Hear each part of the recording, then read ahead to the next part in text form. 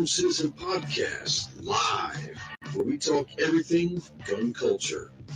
This episode is brought to you by GunChannels.com, the best pro-gun and pro-Second Amendment community on the internet. Here we go. 3, 2, 1.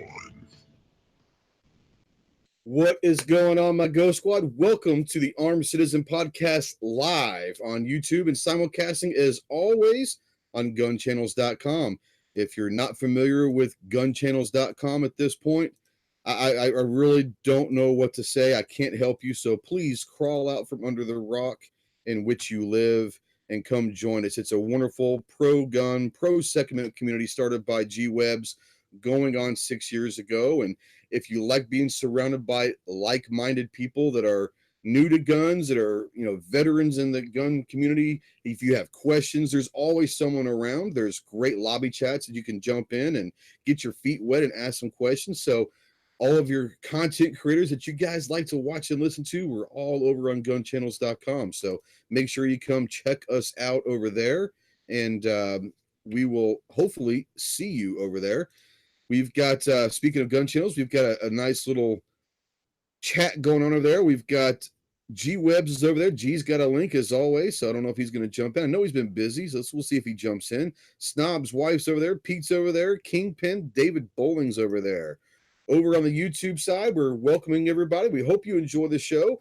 If you're new to the show or new to the channel, we hope that you like it, subscribe, and all of that good stuff. But if you're out there, please let us know that you're here, where you're from. We can't see you in the chat unless you say something. So let's run through the chat real quick and give the old YouTube notifications a little bit of time to get out there. So we'll say hello. Little shout outs out there. We got gun loving grandpas out there, Guitar Man Pete, Snob's wife's out there. They've been having a good little conversation. Our good friend Timothy Knight is out there. What's going on, Tim? We've got Toby's out there. What's up, Toby? Toby's with GearReport.com, and Clover and I do some work with them. Great people. Go check out GearReport.com. Awesome, awesome people over there. G-Webs is on the YouTube side, so he's on YouTube, and he is on Gun Channels, but he's not in here. So, G, if you're out there, I know you're busy, but if you want to, you do have a link. So, G's out there. Josiel's out there. Local 223. Let's see who else is out there. Jason Stewart's out there. What's going on, JS? They've got a nice little Black Cat is out there. Jen Davis, Sandhill Shooters. AJ's out there. Mr. FNH, what is going on? The Gun Cleaners, what's up, Rod? Let's see here. WB's out there. Scrolling down, I'm trying to catch up. I'm a Marine, so I can't really go too fast. Tennessee Patriots out there and all that. So, guys, we have a wonderful show tonight. As you know, we've been discussing a lot lately about the future of the Second Amendment. As we know, there are people up there that are going against our rights, trying to attack our rights. We had a discussion a couple weeks ago about the 2020 election, and is it in play because of the weakness or the perception of the weakness of the NRA? Would the antis, would the left be able to utilize that as propaganda as they took down the NRA for election votes? And we don't know if they will or not, but they're certainly going to try. But I think that we can all understand that the NRA, whether we support them or not, whether you're members or not, okay, sorry about that. If you whether you're members or not, everyone can understand. I think everyone can agree that a strong NRA is better for the gun community. We all know, and we all have friends out there that are members of the board of the NRA, at least a few of us do. And one of them is out there. Mr. Timothy Knight is in the chat out there. He's a dear friend. We can all recognize that there need to be some changes. But how do we do that? And we're going to talk about how we save the Second Amendment. And we've got a very special guest with us tonight, and his name is Anthony Garcia. And before we get to Anthony, let's say hello to Clover. He's joining us tonight. What's up, buddy? Hey, good to be here. I don't know. I'm a little bit upset. I'm a little bit triggered. I don't quite know what to think. Logged on to the YouTube site over there, and a Brazier ad popped up. So I don't know what's going on with your AdSense and your channel there, but it's disturbing, man. I have that effect on YouTube. People just throw their bras at me. I can't help it. It is what it is. Squib loads out there. What's up, Squib?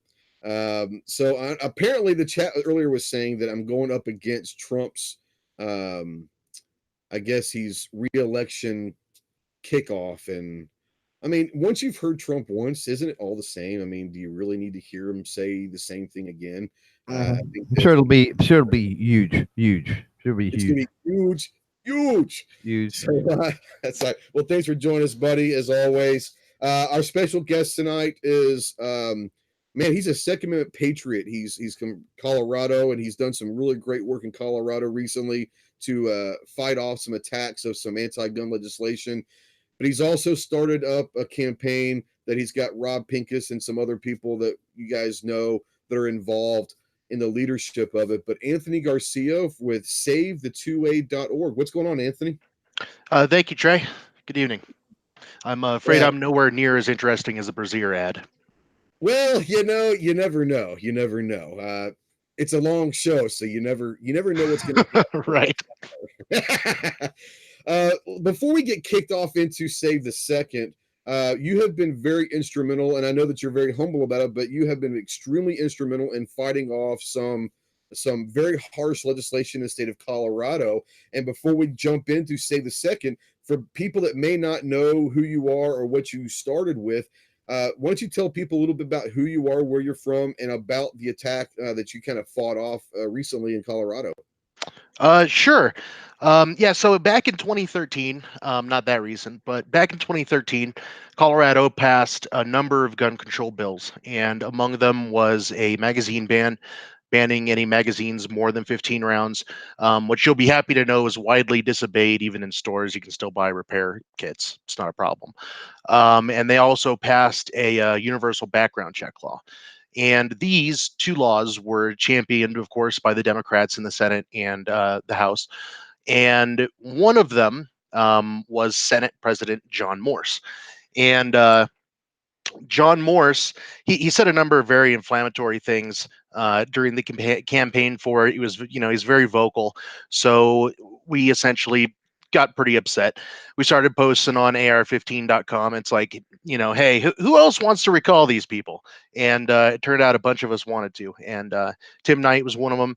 There was a few other people who were involved as well, who were just amazing. The whole team was absolutely amazing. We got together, we formed the Basic Freedom Defense Fund.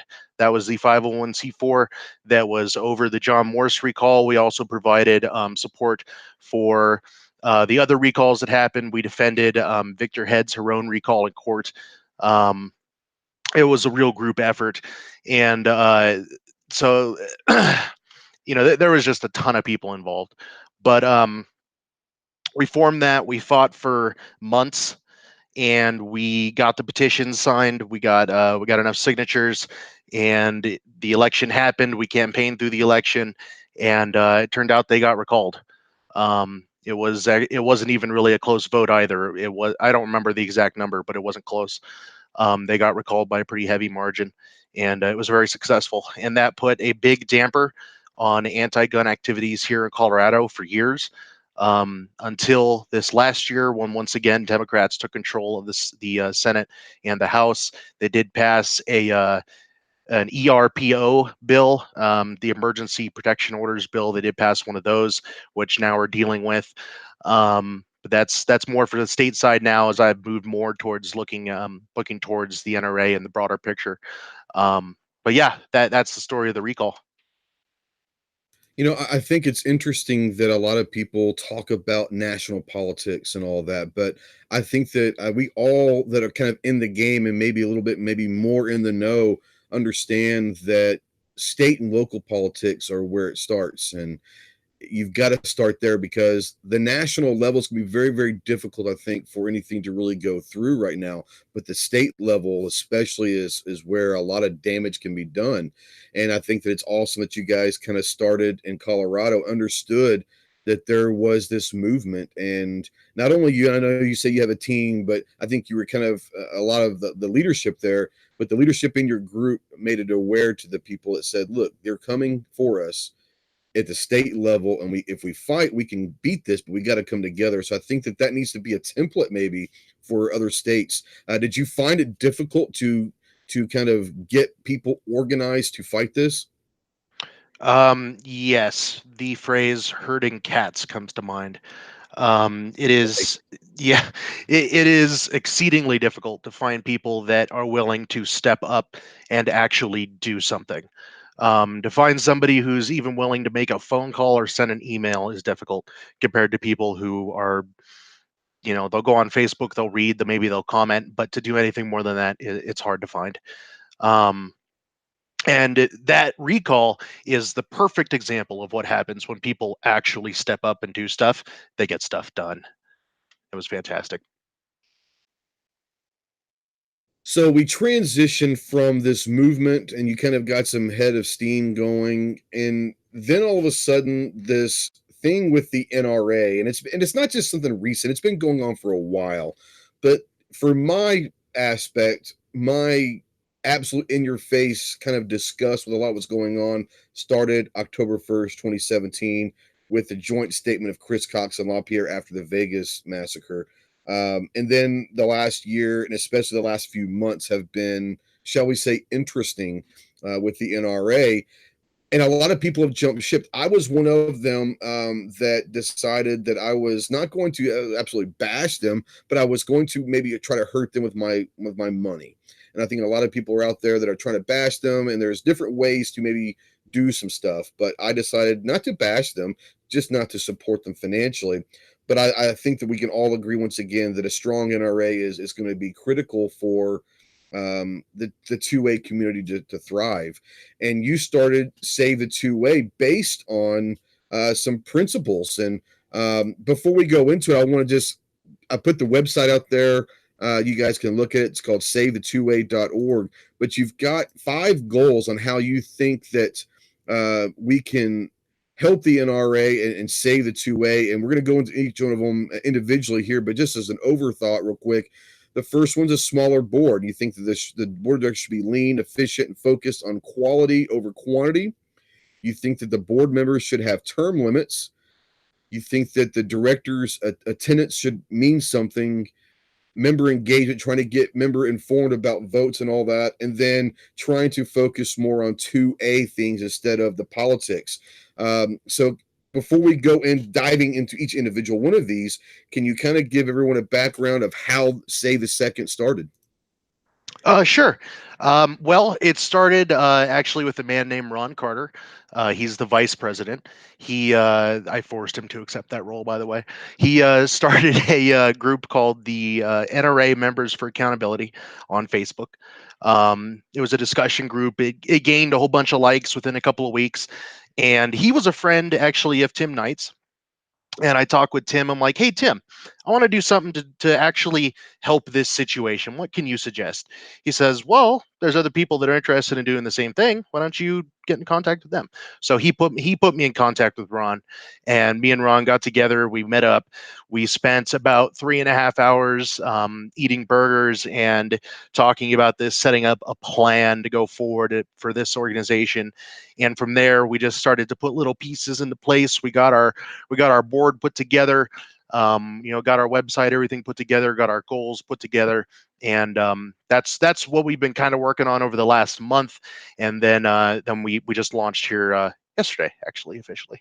So that's kind of how it came together. It was me and another gentleman that wanted to do something. We were tired of, like I said before, sitting on Facebook, watching comments, maybe commenting here and there. Yeah, whatever about LaPierre, this and that. But let's get up and do something, is what I both love me and it. him said. So Well, that's how we started. Clover, do you have anything that you want to bring in or ask before we really dive into each individual of these goals? I don't just yet, so let's dive in. All right. So the first one we're going to talk about is your first goal is to make the board smaller. And can you kind of dive in and go into detail about what the plan is for a smaller board? Yeah, sure. So right now we've got 76 directors on the board. That's just it's a bizarrely huge size. There's no reason to have that. As we outlined in here, it says there's a lack of meaningful conversation, which is true. Excessive delegation to small committees and a general disconnection, as evidenced by the low attendance rate. Um, I mean, it's just we don't need that many people. If we make it smaller, somewhere around 31 people, that's kind of what we were thinking, somewhere around 31. It would hold members far more accountable, because now instead of 76 people, there's only 31. You have a lot more power, you have a lot more responsibility. You need to be there. It's less easier to get lost in the crowd, if that makes sense, if there's less people. And we think this one is an achievable goal. Now that's something you have to realize about all these. They're why we chose them. They're specific, they're measurable, they're achievable. We do believe this is one that achievable, and in combination with our other goals could really show improvement. So yeah, this would require an amendment to the bylaws, which there's a few ways to do that. But anyway, that is the goal and the reason for the goal, reducing the board size. Clover, as far as making it a smaller board, do you have anything you want to bring up real quick? I think I think a smaller board is a good idea. The problem now, it's either a smaller board or something's going to have to change with the bylaws and stuff, with the way that the committees are put in place. Because the way I understand it now, correct me if I'm wrong, of course, but the way I understand it now is it's sort of a democracy. You have to have a majority of board members, and then from there, that's kind of what dictates who gets on those executive boards and legislative boards and financial boards and those boards that are really important for direction and control of the NRA. So taking that and lowering it, I don't know, it could be a double-edged sword in a way, because it would take less people to stage a coup and then do with it nefarious things or whatever they wanted. So I'm not real sure that a better move would not be, and again, I'm not against that idea, not at all, but I think that a better move may be to obviously, whether you do it with the bylaws or however you do it, I mean, open up transparency big time. I mean, we as the members, right? We need access to what's going on with the board, what's going on with those. We should not have to contact every individual board member and say, hey, what went on at this meeting, and what went on here, and what was your decision, and there should be some kind of a centralized location where minutes are kept, minutes are there. You go, see those minutes, notes back and forth, correspondence, almost like an open records type situation. And I think maybe that, in combination with the idea of term limits on board directors, at least consecutive term limits, I think, even if there was a break in between, even if you could serve whatever 3 terms, and then you had to have a minimum of a 2-term break in between, or something like that. But some type of term limits, that way you've got a good healthy turnover. And then, something to where that forces these people to get together. It's one of these situations to where we know that the vast majority of these board members don't show up and really do anything. Yeah, that's one of the goals that's coming up. So that's one of the topics we're going to talk about. Well, we can get into that then. But on the premise of lowering the number of board members, I don't have a problem with that on the surface. I do have a couple of concerns. Like I said, one being, with the current makeup of the bylaws and how things work, that could make it easier for people to do things. And then I worry too, because a lot of people, they hear NRA. This is part of the hatred and everything else going around. They hear NRA and they think politics. They think lobbying politicians. They think gun laws. They don't see the 170-year-old organization and all the various aspects of gun culture that they have their fingers into, they have had their fingers into, and they've made tremendous strides in those 170 years. And with all those various aspects, you require multiple directors to be able to monitor and handle and assist all of those different things. So, I think on some level, by lessening the number of board members, you could potentially increase the workload.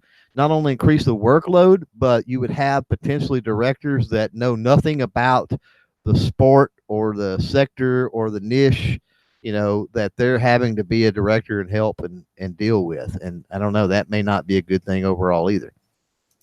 Yeah, and one of the things that I've kind of talked about on different chats over the last month or two is an idea that I had, and I know that it's probably not going to work because there are states, just like in the House of Representative, larger states need it, but I would love to see some kind of a congressional style board where each state has a representative. So at least if no other reason for this, everyone knows who their own personal state board member is. So if you ever want to contact, at least you would have a personal contact from within your state. Now, Anthony, we've talked about this a little bit.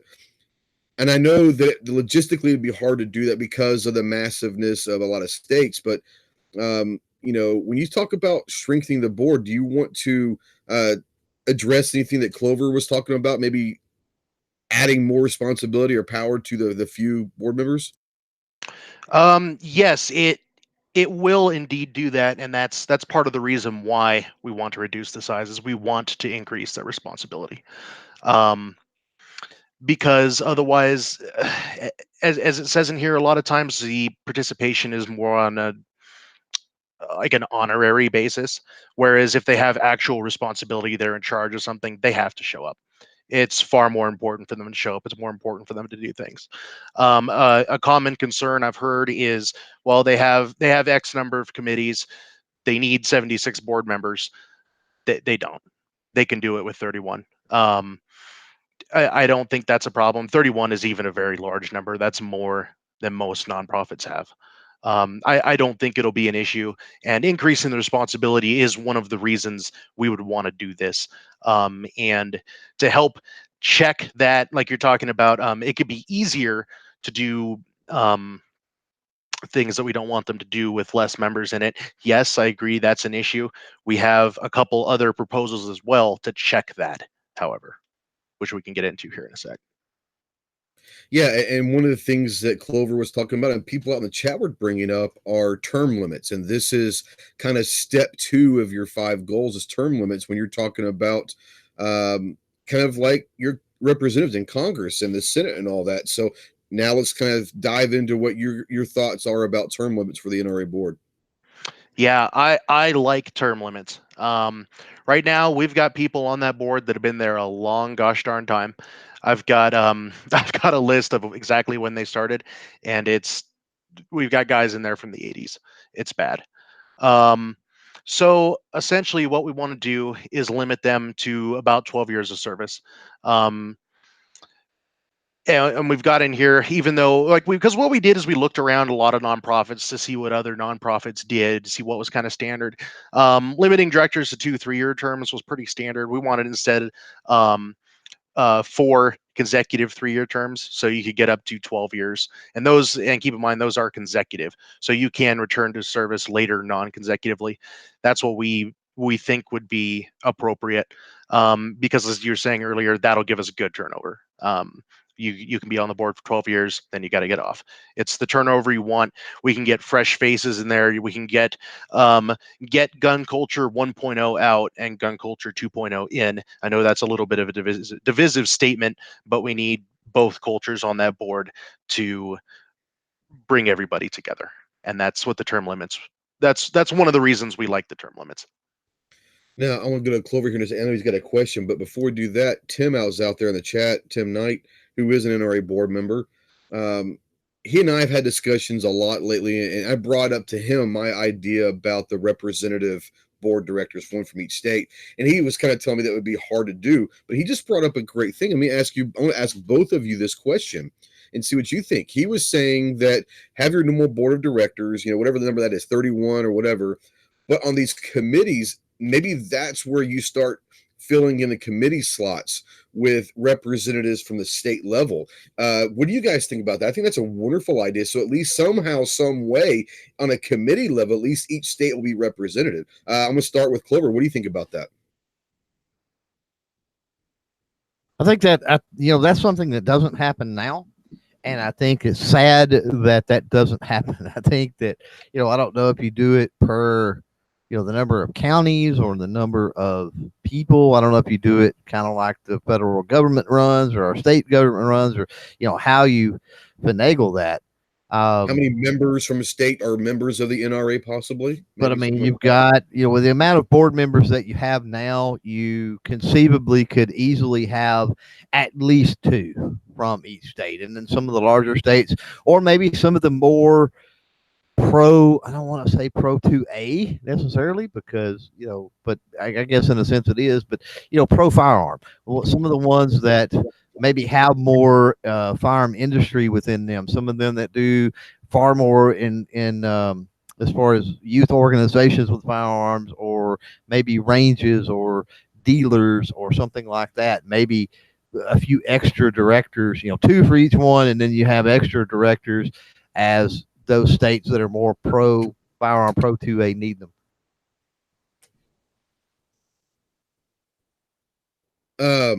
Anthony, what are your thoughts about maybe at the committee level? Is that something that you think possibly could work at the state representatives? Yeah, actually, that it's a fantastic idea. It would be a big improvement over what they got now, which is essentially nothing. I can take us back a little bit to the recall here. During the recall, we tried desperately to get in touch with the NRA. They command such a social media presence that one message from them saying, "Hey, look what these guys are doing in Colorado," would have been huge for us. It would have helped us out a ton with fundraising, which is what we really needed. But nothing. You could get in contact with them, and just nothing would happen. It was a big, slow moving machine in molasses. It was terrible. If they had if they had people from each state on committees that could work with grassroots organizations, people doing stuff like that, people that are, the people that are standing in the streets, on the street corners, doing rallies, going to town halls, the people that are out there on their feet, actually putting the work in, that would be amazing. If they could actually communicate with those people and strategize and coordinate, that would increase the effectiveness of that organization by, I don't even know how much. It would be amazing. It's a great idea. Yeah, and Rob is out there. He's on the YouTube side. He's watching the chat. Obviously, he's in cell hell. But he did make a point that we're talking committee members do not need to be board members. So this is going to be separate from the board. Like you said, have the board set up with 31 members and all that, but then you start filling the committees instead of just bloating them down with board members that don't care. That is where we can start getting some outside people, as far as outside, say, non-board members involved in the process. And I think that's talking about being transparent. I think a lot of people would be interested in maybe get on some of these committees and see how the inner workings go. Now, Clover, I know you said you got a question. Go for it. Yeah, on the board member thing, this is something I'm not really up to speed. I can ballpark and guess, but with the current state of the board now, with the members there now, if there was this 12 consecutive, 12 term limit in play, how many current board members do we know? How many current board members that would affect? Would that go back far enough to even do anything at this point? Are you asking me or Anthony? I'm asking whoever. I'm just throwing the question out there. I don't know. I mean, I think that's a concept that I think that no one really would know the answer to. But I think it would be with a few of the board members that we know are problematic. It affects them. I know it does. I'm just wondering if the rest of them that potentially are problematic, if it actually affects them or not. I would think that the threat of the kind of the stranglehold tightening, making them more, and we're going to talk about this a little bit later, but making them more responsive to what they're supposed to be doing for their jobs, if you want to call them that. Yeah, I think it has to help. I don't know, but I think it would have it. It would have to, in my mind, it would have to help. Now, Anthony, I've got a question on the gun channel side from Pete. And this is for Clover also, if you want to answer this. But the question is how many people would it take to truly change the NRA? And what are your thoughts on this, Anthony? I'll start with you. That's an excellent question. It's a question we've asked ourselves. So if you want to talk as far as voting board members in, it's a public fact that only 6% of their members actually vote. So that'd be somewhere around 144,000, give or take. So you don't need a heck of a lot of people. I mean, a block of 10,000 people voting could change directors. So that's really it's really not that many people. If you want to talk, I mean, what can a couple people actually do? I mean, anything they want, really. We were called senators, like 5 of us. But I mean, if you want to talk about changing the board of directors, yeah, I mean, I think around 10,000 people could definitely change that, change those votes, considering And so few people vote. 10,000 people, and let's say a 5 million member organization, 10,000 is a very small number, but a lot of voices as far as in comparison to 5 million, 10,000, there should be no problem that 10,000 members could be able to get this movement started, like you said. Clover, do you have an answer about maybe how many people do you think? And also, I want to say this before you start, because this might be a double-sided question for you to answer also. Squib out there says this same thing. He says that the NRA seems to only listen to their biggest contributors. How do we change that? So I'll let you tackle that one as well if you want to. I don't know that we do change that. Because that's part, I think you've got to change the organization to change that, if that makes any sense. Because I think a lot of the big contributors, they get the, fancy vacay retreat things, and, a lot of other things are going on, and, they're getting that treatment because of the way things are set up. And I think you're going to have to change the way that's set up so that they don't get their, they don't get quite the perks that they get for quote unquote contributing. Let's be honest. They're buying their vacations is what they're doing, to glad hand and rub elbows. So I don't know. I don't know that there's a whole lot we can do on that front. To the question of what does it take as far as a movement, bodies, whatever, to change things. After I thought it would take more than it would actually take, vastly more than it would actually take, going into NRAM this year, and then seeing what Pincus and the other guys did, seeing the empty seats there in the meeting. I realized quickly that, holy crap, we could have dominated that meeting with just like hundreds of people, not 10,000, with like 500 or 600. 1,000 would have been completely overwhelming to them. And I think that a lot of good things could have come out of that had we had that kind of numbers, as small as those numbers are. And I agree with Anthony that as far as the voting, the biggest issue I think is informing people how to vote, first of all, because people have a tendency to see Ted Nugent. People have a tendency to see Dean Cain. People have a tendency to see Karl Malone and think, oh, big fan, going to vote for them people. Them people don't need your votes. Their name recognition alone, them people are going to get quite a few votes. So, you need to, I don't know what you call it, down ballot voting or tier voting. The phrasing of that, the terminology escapes me at the moment. But that's what we need to practice, where, you just everybody picks, we have in unison, we know the 3 or 4 people, that we need to get turned over, that we need to get switched out. And yeah, I agree with Anthony that once that's in play and we have that strategy, that, a few tens of thousands, I think, could sway that tide. Yeah, and I like the points you brought up at NRAM and the empty seats, and 10,000 on a movement would be great. But like you said, what if 500 people showed up and filled those seats at NRAM and were vocal, not just sitting there? Because you can have 10,000 people sitting on their hands and they can do nothing. You get 500 people that are vocal and will hold their feet to the fire and demand transparency, like Rob did when he stood up and was saying, look, we're here for you, but you got to give back to us now. You're here for us, and we're asking you to be transparent. And I think if you get 500 vocal people that are passionate, like you said, I think that could move mountains. Well said on that, both of you. Now we're going to move to the third goal, and this is director attendance. This is something that Clover had brought up earlier also, but director's attendance, we all know that a lot of directors, they have, I think, 3 meetings, official meetings per year, and there are some that don't show up to any of them. Some show up to one, and I know that you guys have a plan to hold their feet to the fire for attending these meetings. So why don't you talk to us a little, Anthony, about this side of the goals? Sure. Yeah, the director attendance is a big issue. We've got people that don't show up to any of them.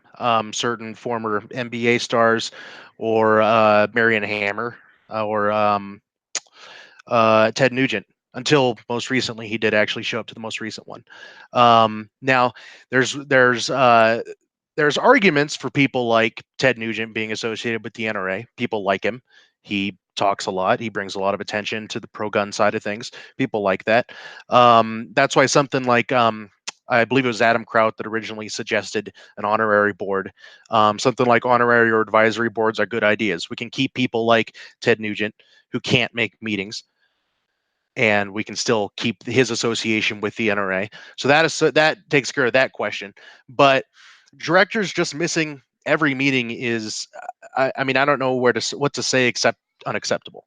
If I elected somebody to be there and make decisions, they best show up. So what we've got here, yeah, the board of directors meets 3 times every fiscal year.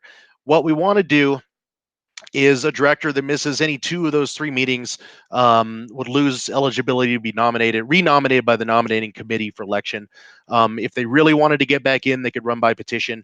Very few do that. It is worth pointing out Tim Knight did that, not just once, but I believe twice. Most of them do not run by petition.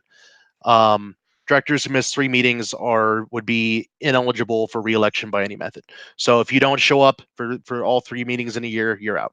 You can still join an honorary committee, an honorary board. You could still be in a committee. You can still serve in those fashions. You could be associated with the NRA, whatever you want to do. You just don't get a vote. And I think that's fair. If you don't show up, you don't get a vote.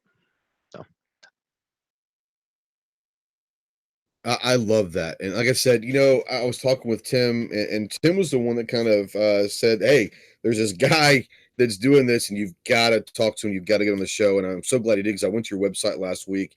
And as soon as I went to your 5 goals, I'm sitting there going, this is it.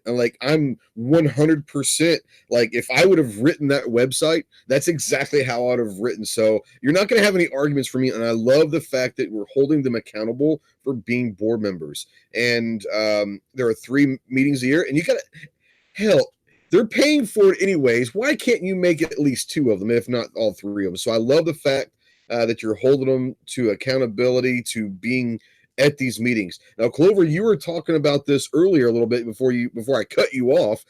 So I'm going to give you the floor now to kind of dive back in. What are your thoughts about having the attendance clause in their contracts? Yeah, I mean, there needs to be something there. I mean, I don't know what, and obviously it needs teeth and needs to strip them of their position if they don't. And I've been in multiple organizations for several decades now, and with board members or committee members or whatever the case may be, the bylaws of said organizations always had some type of clause that said, look, Jack, if you don't show up and fulfill your duties, then you get stripped of your position. It's that simple. Because the whole point of this is we need people willing to put in the time and do the work, and it really is ridiculous. I get schedules. I mean, I understand some of the people out there, some of the ex-politicians, maybe some of the business owners, some of the competitive shooters, some of the famous people, recording artists, athletes, whatever it might be, actors. I get their schedules, and maybe their schedules don't align, and obviously, but that needs to be weighed out before you ever run for the board. That needs to be something that's hammered out. And it's like, hey, am I going to have time to fit this in?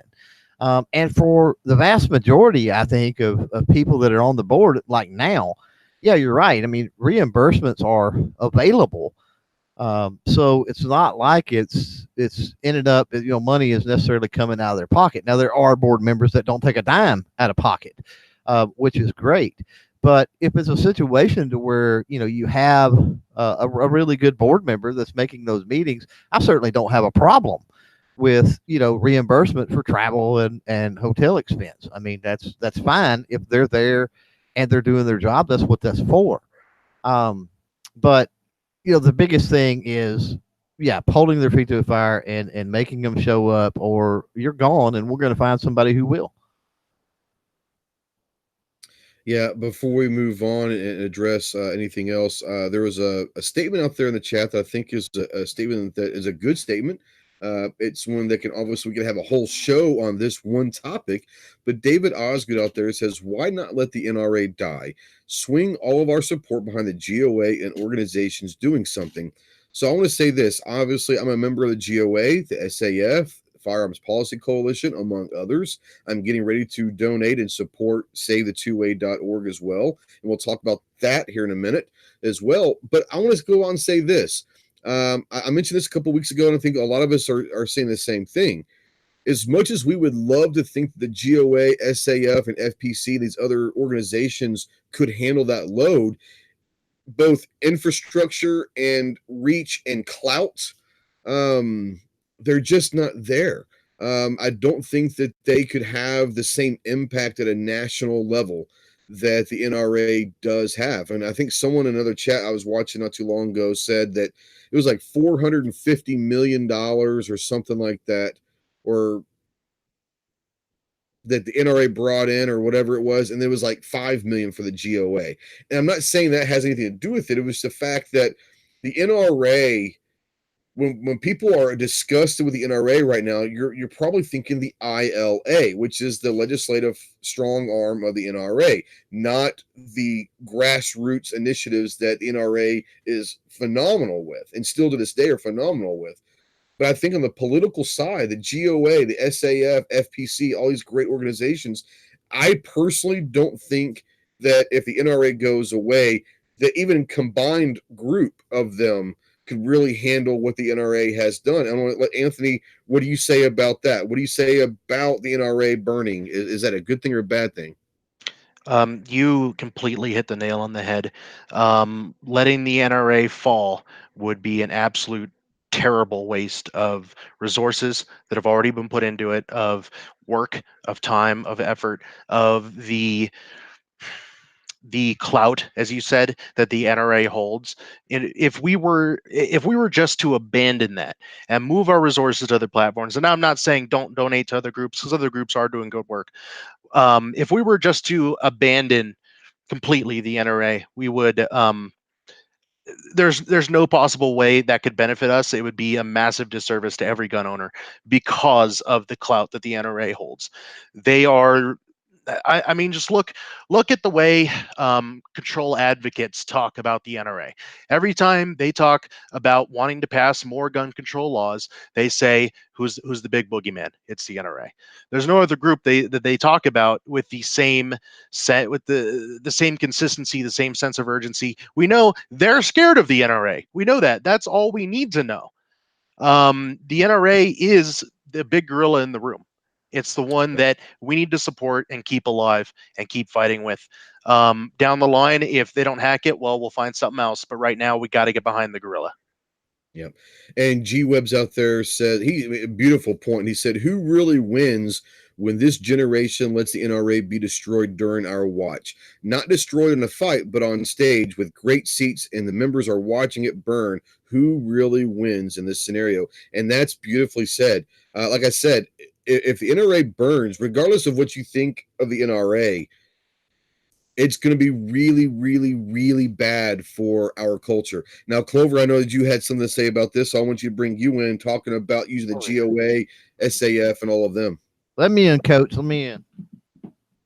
So, yeah, to the point G Webs was making, totally agree. I mean, really, we're just going to sit and watch 170-something-year-old organization burn when there's been problems the last 30 years, really, with the organization.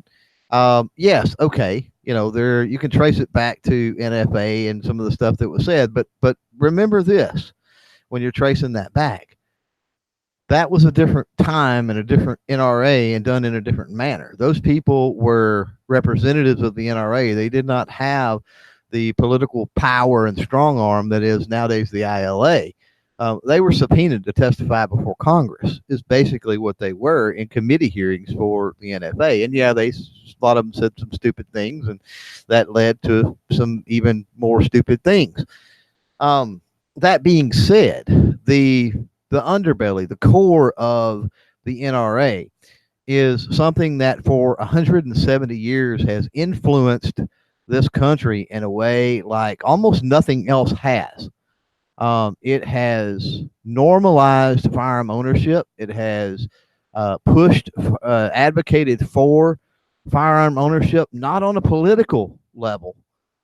That, like I said, that is a more recent thing that they've really got into the political end of things. And I think that a lot of people have a tough time separating politics from everything else. And so for those people, I love you. 3% shall not be infringed. Howl at the moon. The government needs to stay out of this and that. Okay, I got you. Get out of the house. Get into your communities. Get into some of these competitions, shooting clubs, youth organizations, other things that the NRA over the years has helped nurture and build and grow and weaved into the fabric that is our society. Get out and get involved in that stuff enough to understand that the NRA is not all politics. And when you burn down the whole thing because of some buttholes in there that are doing things politically that you don't like, or all kinds of other shenanigans with fiscal responsibility or whatever, you're throwing out the baby with the bathwater, quite literally, honestly, because you're going to affect the next generation. Because God love the GOA and all these other organizations. We need those. We need to support those. They do great work. They've got excellent legal teams. They form great arguments in court, and that's where a lot of these battles are going to have to be won, is in court. So kudos to all of those organizations. But the fact is, the NRA burns down all of the support that's given to competition, education, training, safety, outreach, awareness, all of this other stuff that's non-political. You're going to see the ramifications for a generation. Why? Because even if all of these other organizations were to try to come together and try to build that program, there's no way they can build a 170-year-old program within even a generation. It's not going to happen, That's right. And that's something for me. I'm close to all of that. I see it, and I'm really not willing to give that up. I don't see it being that bad. I think that we've gone over excellent things here with the chat that happened on the Gun Websites channel recently. There's some excellent plans and everything that are starting to come together, which is very inspiring. So get kind of a positive outlook. There's always that silver lining. I understand with Lapierre and Cox and all them yahoos and Dana Lash. I can't stand her for nothing in the world. I get it. I get how frustrated people are. Yeah.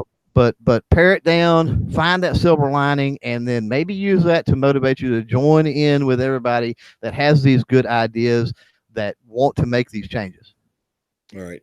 Before we move on to step 4, we don't want to keep Anthony here too long, but there is a great question that was texted to me from Warthog out there. And Anthony, I want to see if you can maybe answer this. Maybe you have a little more knowledge than what I do. But how do they actually vote on big issues when key people fail to show up? That's an excellent question. And not being allowed into the meetings myself, I can't answer that very well. We would have to get Tim's out there. Maybe he can answer that. Yeah, Tim is out there. Maybe he could answer that a little bit better than I could. So I have some inkling on this, but I don't want to say the wrong thing. I understand. Yeah. The next goal, and this is the one that I think they're all great, and but I think that this one right here could really be the key factor to what we perceive as changing the NRA. All of these are wonderful, but I think this one is awesome, and it's called member engagement. It says, we encourage members to get involved, to cast informed votes, and to hold their elected leaders accountable. So, sir, I would love to hear what the plan is for this, as I think this is huge. Yeah, this is this is what the entire thing is about. This is this is going to be the biggest of our goals, and if this happens, the rest of it's going to fall into place. We've got the numbers in here. The committee mailed 2.4 million ballots out to voting eligible members. Only 145,000 were actually returned. That is less than 6% of their voting eligible members actually getting involved, and that is dismal. I don't really know what to say about that, but it's terrible. So member engagement is one of the most important things. We have to get people to understand that as a voting member, as a lifetime member, or as a 5-year consecutive annual member, 5+ year consecutive annual member, you have voting rights. You need to use those rights, because if you're not using them, if you're not voting, you're just allowing you're allowing the controversies that we're seeing now to happen. You're not taking an active step to keeping these people accountable. Now that's step one. We have to figure out how to get people involved more. That's going to be a difficult task, but that's a big deal.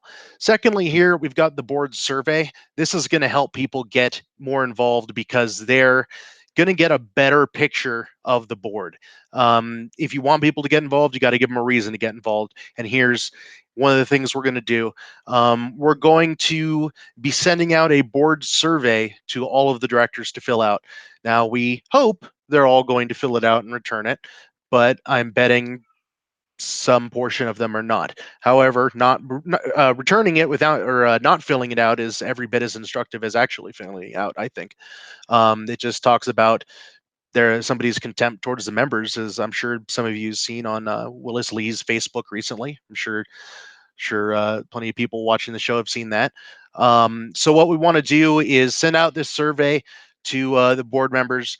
Say, hey, we've got a number of questions we're still working on. That's why they're now posted in here. Talk a little bit about their qualifications, motivations, stances on issues, basically. So we can take that information back and we can share it with the members. We can share it with the voting bloc that have signed on with us to get our email or our newsletters and find out what's going on. They can get more information other than the little blurb that they put in that voting packet when they send it out. Other than that, we've also got member surveys. We want to get surveys from people, polls, find out what people think and how we can further increase their involvement in their NRA. This is our NRA, and we need to turn it back into our NRA. So. Yeah, and I think that this is, like I said, all of them are wonderful, but this right here is, I think that it's a game changer as far as making the NRA as strong as it can be. G-Webs out there says that fixing the NRA is a great exercise and should strengthen our awareness, support, and respect for the state and issues based on the TwoWay groups. He was also talking earlier about, let me go back up here, I'm sorry. Very unprofessional, but he was talking, I gotta find it because it really was a great statement that he made. I'm sorry, he's been talking a lot out there, so I need to find the right one. Because I thought it was okay.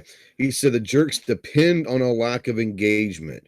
Getting members involved will stop the status quo, right? And I agree with that. I do believe that the status quo of everything that's been going on and almost basically no accountability whatsoever at the board. We elect these board members and then they almost just have free reign to do what they want. And getting the members more involved is huge. And we're talking about membership being involved. This could be where the committees, where you have a board member, let's say there are 31 board members and they come up with 31 separate committees.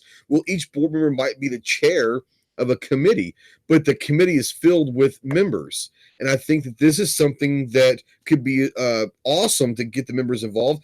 Plus, there's a lot of questions, and I've been getting texts and emails and things out there, Anthony, about how the inner workings of the NRA is. And I can talk to Tim and I can talk to Julie. I can talk to these people that are in the inner workings of the NRA. But until we actually get in there and see it, well, none of us will actually really know or appreciate how the inner workings of the NRA works. And I think that getting the members involved, maybe on the committees or, like you said, different ways that you were bringing up, is huge. to at least understand how this works. Clover, what do you have to say, or do you have any questions or comments about the member engagement in this? Oh man, I'll just fall back to what we were saying. I mean, members are going to have to, you know, they're going to have to get engaged. They're going to have to get involved without a doubt.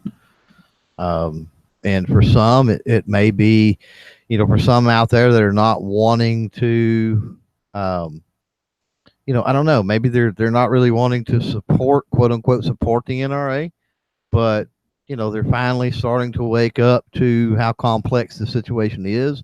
They're starting to wake up to, ooh, there's some really good plans and some really good stuff on the table here.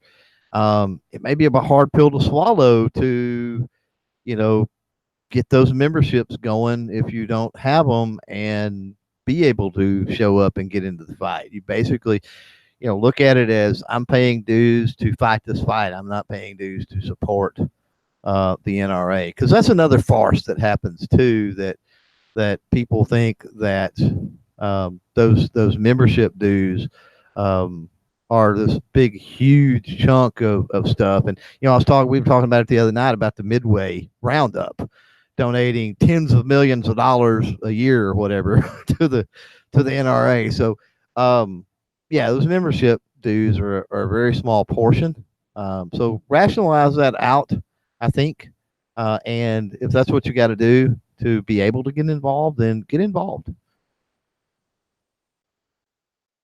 And I know that we're coming up here to where Anthony might have to bail out. So I wanted to jump on the last one real quick and let you talk about the fifth goal. And this is the exclusive two-way focus. And I think this is where a lot of people would probably love for the NRA to go and not be as political about a lot of different other issues and stay focused on the two-way. So talk about this one real quick. Yeah, this is, and this would actually help accomplish goal number 4 as well. A lot of what the NRA has been focusing on is very partisan politics. Now, we all may have particular opinions about different political issues, but unless it has to do specifically with the Second Amendment, it doesn't matter. We need to get it out of the messaging from the NRA. So if you looked at stuff like the NRA TV, a lot of the stuff I saw in there, I didn't even watch it very much. It was extremely partisan. That does not lend itself to a strong organization. There are individuals who support the 2A who do not agree with a lot of the other partisan politics that they talk about. I'm aware of some of the concerns talking about this. There's going to be people who say, well, it's mostly only the Republicans that support guns, and I'm not going to say you're wrong, but I'm also going to say there's a lot of people who aren't Republicans that support guns too. And getting rid of these partisan politics is going to vastly widen the field of people that could get involved and could donate and say, hey, this is a much more, I don't like this word, but this is a much more inclusive place. And we can get involved. We can do stuff here. That's what this is about. It's about one mission, one focus, like we have written there. The primary purpose of that organization, it should be to protect and defend the Second Amendment, just like the purpose of our organization is to promote, protect, and expand Second Amendment rights. It should be single issue. That's goal number 5.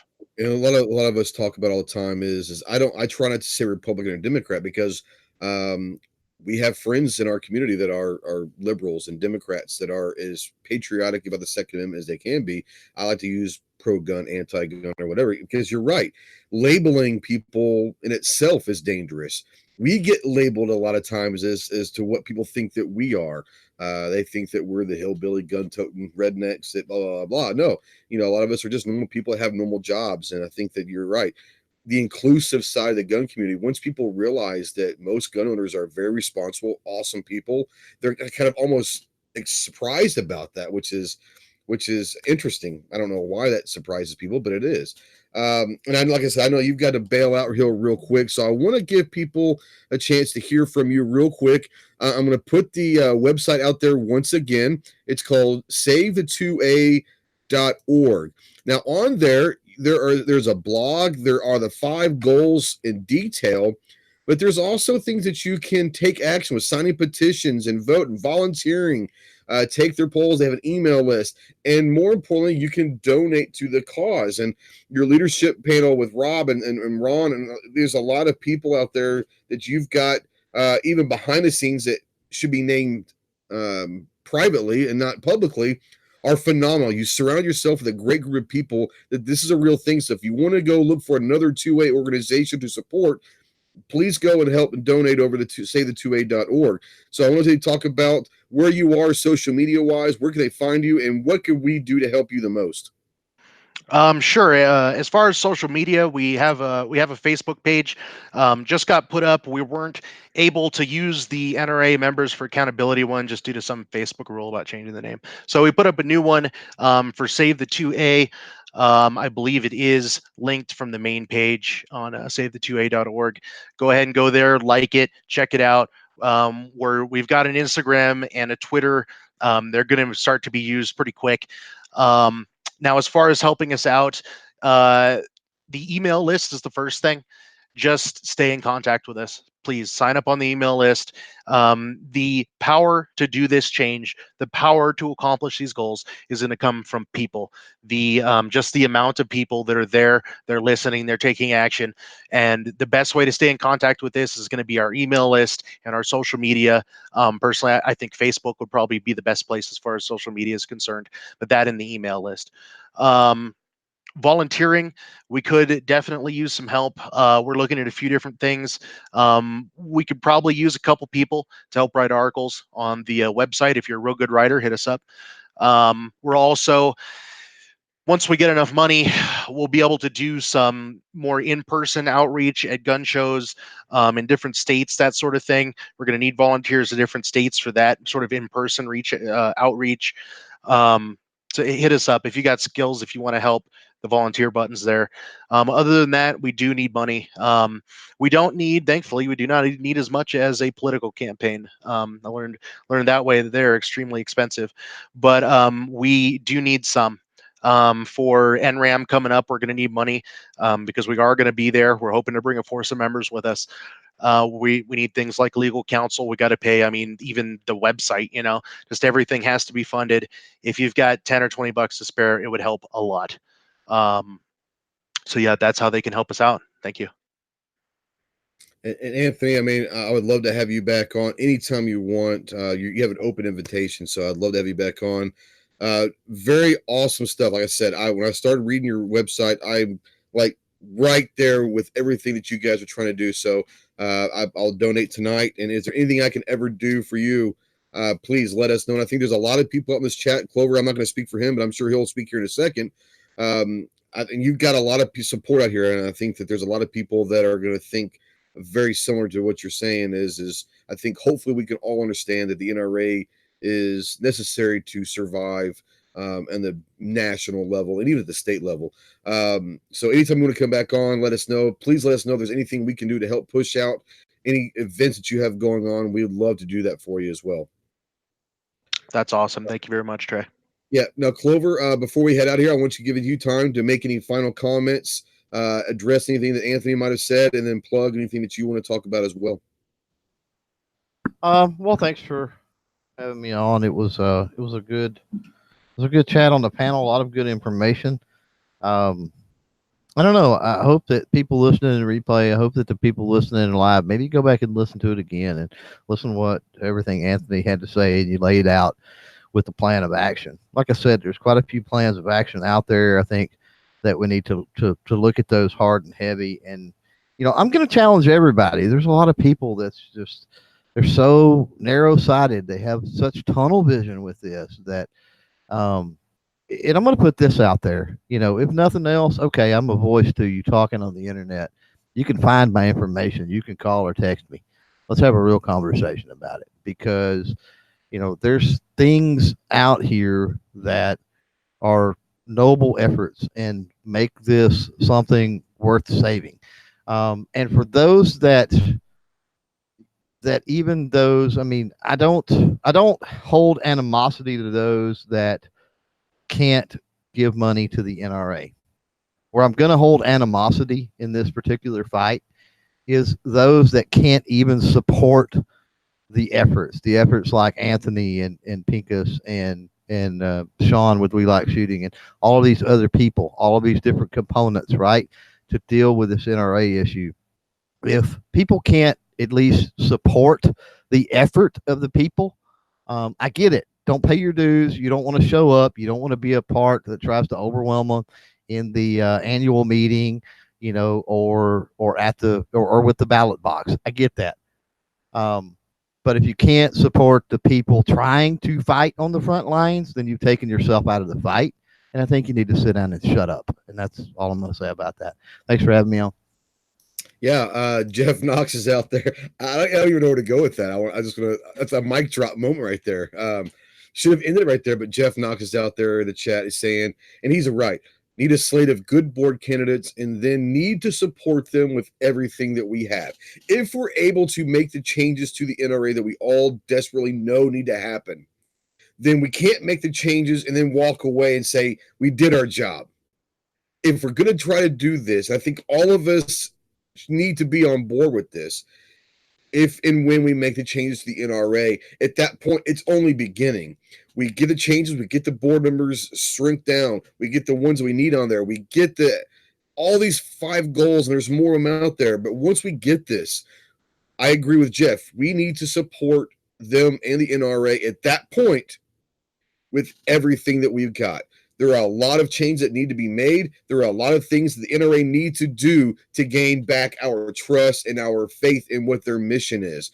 But if and when they do that and changes are made, and if we're able to really focus our attention on changing the inner workings of the NRA, and if we get it where we want it, then our journey is just beginning. We need to publicly and fully support the NRA at that point, when it is a true representation of us, the community, and the Second Amendment as a whole. Guys, thank you so much for watching. If you're watching in replay or later on down the line, no matter where you are on Facebook or GunStreamer or Full 30 or listening on any of the podcasting service like iHeartRadio, iTunes, Spotify, Apple Podcasts, they're all out there. Please, if you have any questions or want to get a hold of Anthony, leave a comment. I will make sure that all questions and all of that get forwarded on to Anthony, and hopefully he'll be able to get back with you. If not, I'll get back with you. I know his time is limited.